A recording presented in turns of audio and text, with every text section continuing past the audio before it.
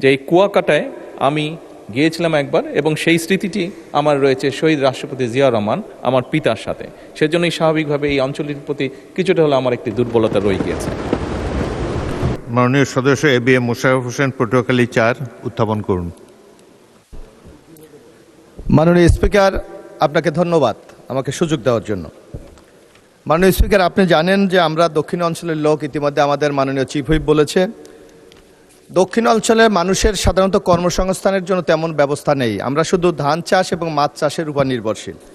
কিন্তু আমাদের ওখানে মাননীয় সদস্য, প্রশ্নটা কোন যেভাবে ছাপা আছে ওটা পড়েন। আমি মাননীয় প্রধানমন্ত্রীর অনুগ্রহ করিয়া বলিবেন কি, সাগরকন্যা কুয়াকাটাকে একটি আন্তর্জাতিক মানের পর্যটন কেন্দ্র হিসাবে গড়িয়া তুলিবার জন্য সরকারের কোনো মহাপরিকল্পনা আছে কিনা? যদি থাকে তবে উক্ত পরিকল্পনার আওতায় আধুনিক সুযোগ সুবিধা সম্মিলিত অবকাঠামো নির্মাণের বর্তমান অবস্থা ও বাস্তবায়নের রূপরেখা কি? ধন্যবাদ মাননীয় স্পিকার। মাননীয় প্রধানমন্ত্রী। ধন্যবাদ মাননীয় স্পিকার, ধন্যবাদ মাননীয় সংসদ সদস্য আপনার প্রশ্নের জন্য। বাংলাদেশের পর্যটন খাতকে দীর্ঘমেয়াদী, টেকসই এবং পরিকল্পিতভাবে এগিয়ে নেবার লক্ষ্যে বর্তমান সরকারের সুনির্দিষ্ট কিছু প্রতিশ্রুতি রয়েছে। বেসামরিক বিমান পরিবহন এবং পর্যটন মন্ত্রণালয় জাতীয় পর্যটন মহাপরিকল্পনা প্রণয়নের লক্ষ্যে এরই ভিতরে কাজ শুরু করেছে। এই মহাপরিকল্পনা প্রণয়নে কুয়াকাটার প্রাকৃতিক সৌন্দর্য রক্ষা এবং পর্যটন খাতের উন্নয়নকে বিশেষভাবে আমরা গুরুত্ব দিতে চাইছি।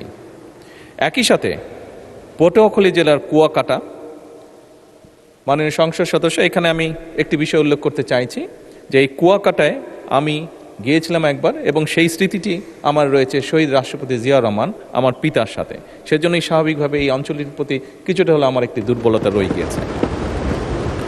এছাড়াও চট্টগ্রাম জেলার পতেঙ্গা আনোয়ারা সি বিচের মৌলিক সুবিধাদি উন্নয়ন শীর্ষক একটি প্রকল্প গ্রহণের নিমিত্তে এর ভিতরেই সম্ভাব্যতা যেটি আছে সেটি যাচাই করা হচ্ছে।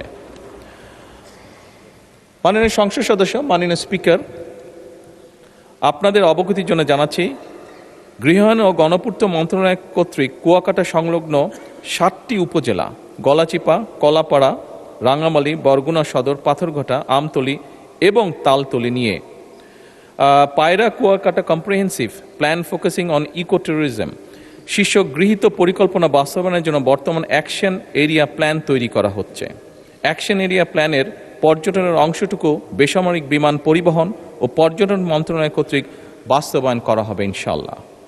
এটি চূড়ান্ত হলে কলাপাড়া উপজেলাস্থ কুয়াকাটার পর্যটন খাতের সামগ্রিক উন্নয়ন ত্বরান্বিত হবে বলে আমরা আশা করি। মাননীয় স্পিকার, ধন্যবাদ।